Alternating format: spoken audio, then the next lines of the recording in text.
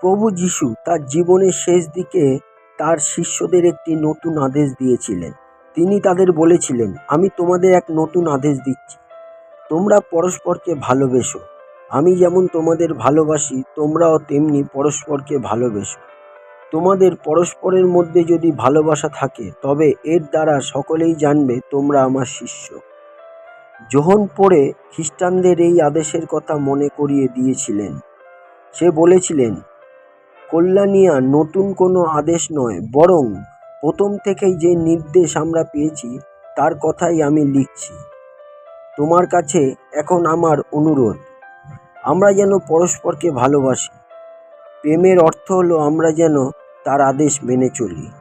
তার এই আদেশ প্রথম থেকেই তোমরা শুনে আসছো। তোমরা প্রেমের পথে চলো। প্রভু যীশু আমার জীবনে আসার জন্যে এবং আমাকে সত্যিকারের ভালোবাসা দেখানোর জন্যে আপনাকে অশেষ ধন্যবাদ, যা শুধুমাত্র আপনার কাছ থেকে আসে।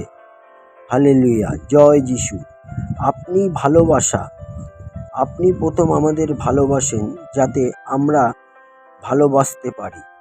আমরা দুর্বল, আমাদের আপনার মতন ভালোবাসতে সাহায্য করুন প্রভু। ধন্যবাদ ঈশ্বর। আপনার রাজ্যে আসুক, আপনার ইচ্ছা যেমন স্বর্গে তেমনি পৃথিবীতেও পূর্ণ হোক। হালেলুয়া, জয় যিশুর জয় হোক। আমেন।